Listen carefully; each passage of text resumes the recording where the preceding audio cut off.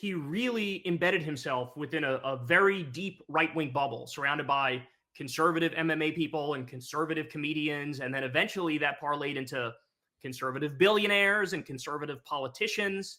And so at some point, he became the guy who appears like, hey, I'm the everyman, I'm the likable guy, but also now I'm going to humanize Peter Thiel. What's going on, you guys? Today we have Kulinski slamming Joe Rogan. Joe Rogan is looking so foolish, talking about bullcrap nonstop. Kulinski is calling him out right now. Let's get into it. 6 or 7 a million times.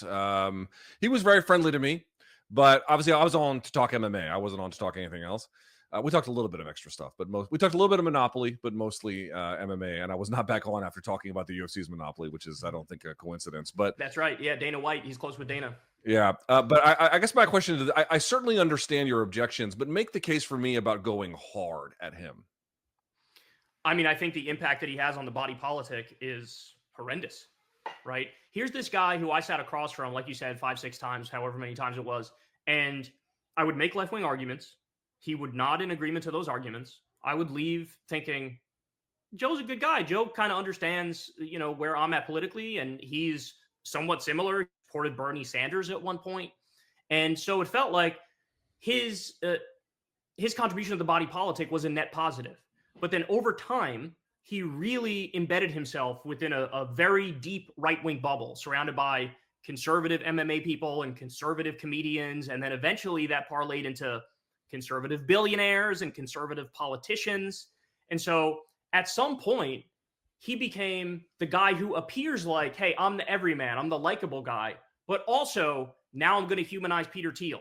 Now I'm going to humanize JD Vance. Now I'm going to humanize Elon Musk. Now I'm going to humanize Donald Trump and sit here while he lies to my face for 3 hours straight and never push back on anything. And so at some point, what I was struggling with is like, if this was anybody other than Joe Rogan, I would have been ripping them on my show already for quite a while. So am I going to let my personal feelings towards the man, because I do like him very much interpersonally, am I going to let my personal feelings for the man cloud my judgment in the sense that I'm not going to be objective about the impact I think he's having on the body politic? And so at some point it was like, look, if I'm being honest, there is a wealth of material that he gives us all the time, because there's so many moments that are just like, you don't know what the hell you're talking about, or you get something dead wrong, or you allow a billionaire to lie about the Consumer Financial Protection Bureau and don't correct them and believe all their bullshit when they pretend like that agency debanks people when it doesn't. And it's not just Peter Thiel that he's wanting to humanize. He's brought Mark Andreessen on. He's brought Mark Zuckerberg on. Elon Musk is somebody that he's brought on countless times, wanting to just get the audience, familiar with Elon Musk. And yeah, it's really, really, it's a little, weird to see how he's out here just wanting to portray that he's just like everyone else. But then now he's bringing out all these different people that have nothing in common with the regular person. Does the opposite and protects people from debanking. So at some point it just became untenable.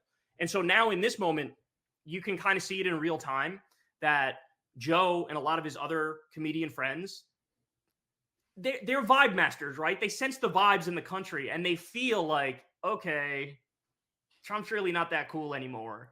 And so you see him slowly trying to tiptoe out of the room. Joe did that with, I think it was the Kilmar Brago Garcia case, where he was like, I don't think it's a good idea to just like get rid of due process, bro. I mean, I think that's probably not great.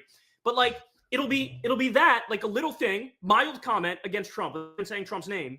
And then in the next episode, it's right back to sucking him off the entire time. And so I even view the current role he plays as very dangerous and very horrible for the body politic. And so he's a target-rich environment right now.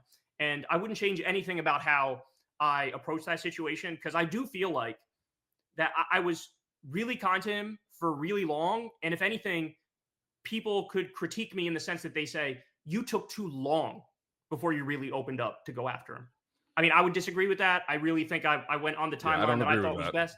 Yeah, I went on the timeline that I thought was best in the sense that it really had to get to the point where I was like, okay, bro, like really?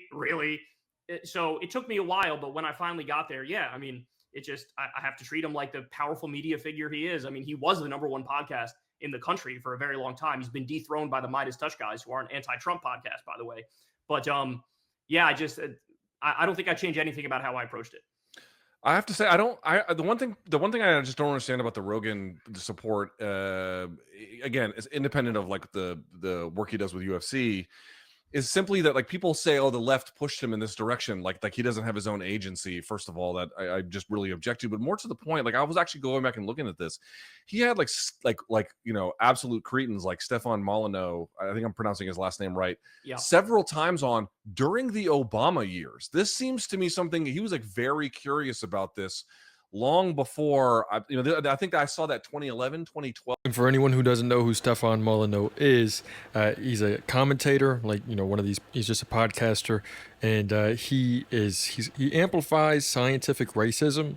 It's another person who is he's wanting to talk well about eugenics, white supremacy, and he spreads this to a pretty big audience. That was like the second time the guy was on.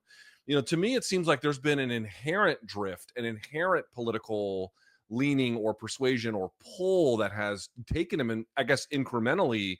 But I really object to the idea that like the left gave him. I understand that when he supported Bernie and Bernie got burned for it, that did create some problems, and that could also maybe have played some role. But I guess I come back to the idea that like internally he moved because he wanted to move. What do you make of that thesis? I think you're largely correct, but I also think that when the people that you cite, like Stefan Molyneux and others, I mean, he had Candace Owens on and Dave Rubin on and all those people. And I never had a problem with that at the time, because in those podcasts, there would always be at least one instance, usually even more than one, where he would actually like disagree with them and fight them on something and like stand his ground.